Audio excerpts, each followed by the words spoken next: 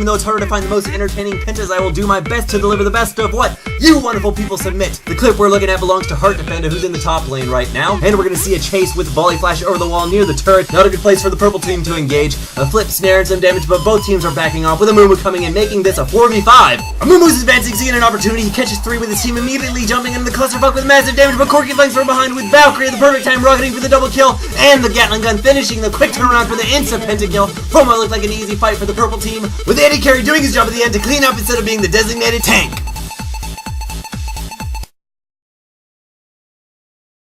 Vayne, and she's gonna join the fight and disconnect right afterwards. You'll see grabbing the inhibitor. This is looking very bad for blue with MF ulting, not hitting many minions. She's gonna get stopped by Shen's taunt. Vayne ults and tumbles into the fight, attacking Misfortune, who flashes to the fountain but starts off the counter. Vayne, who's now sitting in the same spot, becoming a supercharged, overpowered turret that heals itself.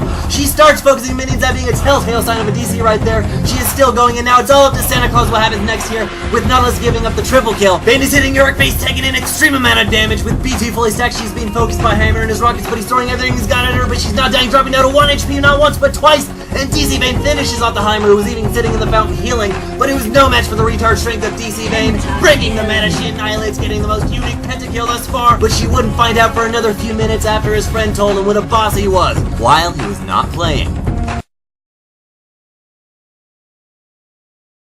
Lands on a Kali with a collateral damage and an attempt by Varus to burst that AP carry down. Jaco shifts the monkey, ults and heads straight into enemy lines. Seeing Blue is only engaging in mid with a burst barrage and bullet time combo. The creepy clown isn't stopping and follows the would-be assassin to protect Varus, getting his first kill, then switching right to the low gameplay for the double, and the blue team positioning themselves in a very bad situation, going into the bush one at a time. Wukong reinforces, but it's too late. The pattern has begun and it will not do its help, but the clown clone is doing some serious work as well. Meeting Misfortune on the other side, the clown clone explodes, but now before getting a few extra hits, taking her out for the quad, and Soraka is all that's left dead. Sion heads in having the ward, he catches her with Hextech. Shaco slows again, but she flashes, followed by Sion's stun. He deceives and waits to hit her from behind with 3 final auto attacks for the strategic and well-played quintessimation.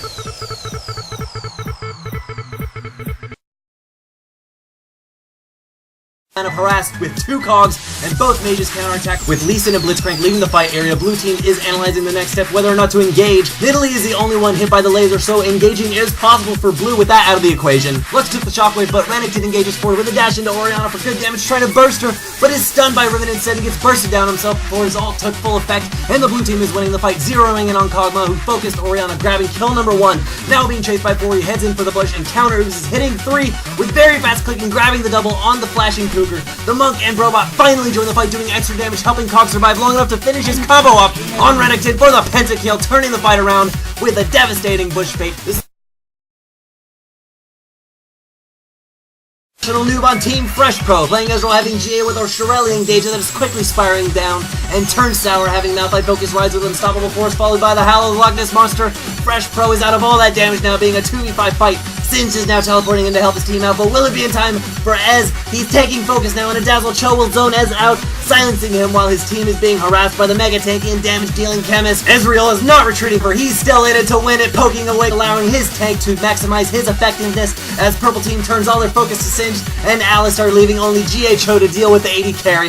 Alistar flashes away, Ezreal dashes to snipe out Graves, while Cho retreated and continues to kite with the red buff, and many mystic shots forcing the enemy GA and sniping out Tark, who is on the chase with Orianna for Singe, but she is caught in the adhesive, trapping her in his sights, jumping over the rupture just in time and into Ori, making sure she does not get out alive or shield herself again. Malphite thinking that he can do something, gets into mystic shot range and regrets his decision right afterwards, letting Ez get the quad combo, and Cho is stopped by the Alistar, who flashed away and gets knocked in flood, but retreats to the bush, but it's too late. A final rupture attempt on the cow, but Ez shifts himself with the last auto attack into the Hall of Pentakillers, turning this initially terrible engagement into a work of art, showing AD carries everywhere that kiting is a skill, and a skill that pays off.